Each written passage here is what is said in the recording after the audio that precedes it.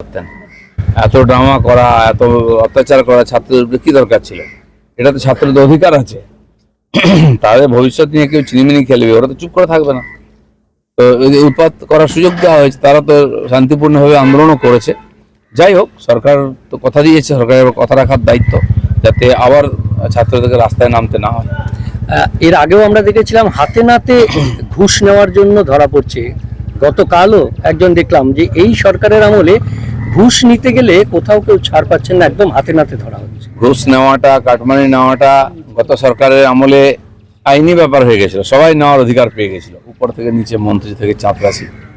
কিন্তু এটা যে বেআইনি, এটাকে ভাবতেও না, এবং তার প্রতিকারের চেষ্টা হয়নি।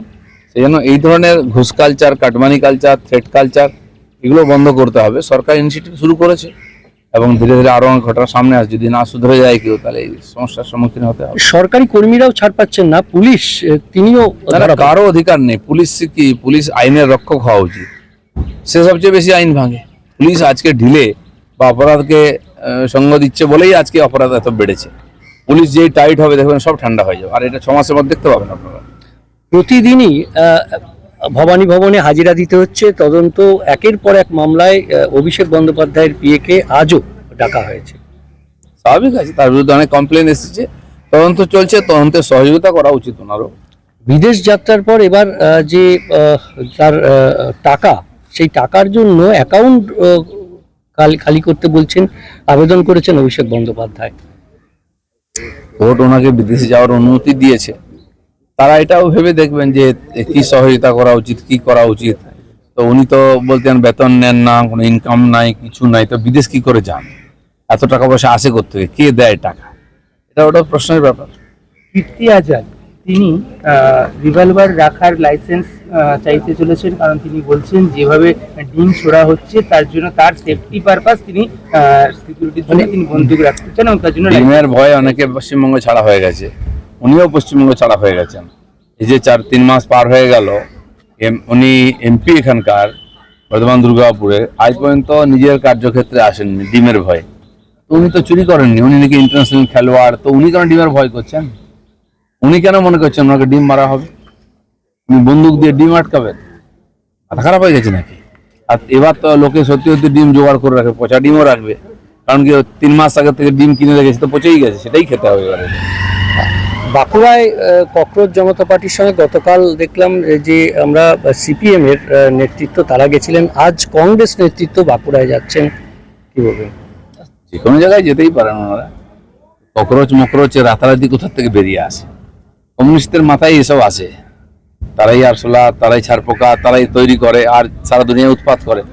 ওদের হাত ধরেই এ ধরনের যারা অ্যান্টি ন্যাশনাল, অ্যান্টি সোশ্যাল, তারাই এসে এখানে আন্দোলনের নামে সমাজে উৎপাত তৈরি করে। আর দিল্লিতে এক্সপেরিমেন্ট হয়েছে, দেখা গেছে এখন যারা লাফিয়েছিল তারা ভুগছে। তো পশ্চিমবাংলার সরকার আছে সতর্ক, খেয়াল রাখছে, এ ধরনের কোনো রকম অশান্তি, আইন শৃঙ্খলা সমস্যা কাউকে করতে দেওয়া হবে না।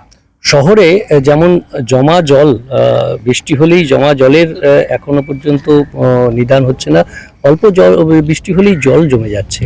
এ তো একদিনের সমস্যা নয়, বছর বছরের সমস্যা, সমাধান করতেও সময় লাগবে। আমাদের সরকার কাজ শুরু করতে করতেই বৃষ্টি নেমে গেছে এখানে, যেন এগুলো পার্মানেন্ট সমস্যা। কলকাতার ভিতরেও অনেক বড় বড় পুকুর ছিল, ধীরে ধীরে সব বুঝিয়ে ফেলা হয়েছে।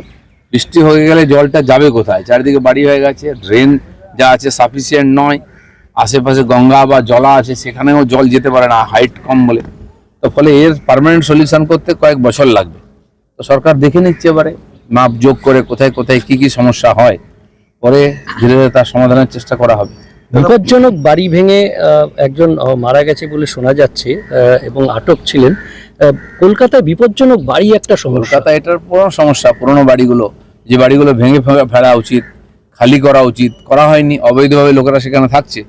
আর এই ভেঙে পড়ার জন্য কি হচ্ছে, তারাও ক্ষতিগ্রস্ত হচ্ছে, আশেপাশের লোকের উপরে, আশেপাশের বাড়ির উপরে এ ধরনের সমস্যা আসছে। সেই জন্য ইমিডিয়েট, বিশেষ করে এই ধরনের বৃষ্টি লাগাতার হলে, প্রত্যেক বছর বৃষ্টিতে একাধিক বাড়ি ভেঙে ফেলে ঘটনা হয়। তো এই বৃষ্টি বাদলা শুরু হলে তো বাড়িগুলো কমপক্ষে খালি করা উচিত, নাহলে দুর্ঘটনা ঘটবেই। এবং যত এই ধরনের বাড়ি চিহ্নিত করে সেখানে লিখে দেওয়া উচিত যেন কেউ না থাকে, এবং যত সম্ভব তাড়াতাড়ি এগুলো ভেঙে ফেলার দরকার।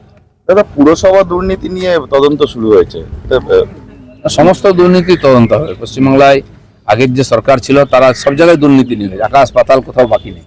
সেজন্য কোনো দুর্নীতিকে ছেড়ে দেওয়া হবে না, কিন্তু পুলিশেরও একটা ক্যাপাসিটি আছে, পুলিশের লোকজনও নাই, তো সেজন্য যেমন যেমন সুযোগ সুবিধা আসবে, যেমন যেমন কমপ্লেন আসবে, তার সমস্ত কিছু ইনকোয়ারি হবে। ঠিক আছে। রতনের রিপোর্ট, পিবি নিউজ।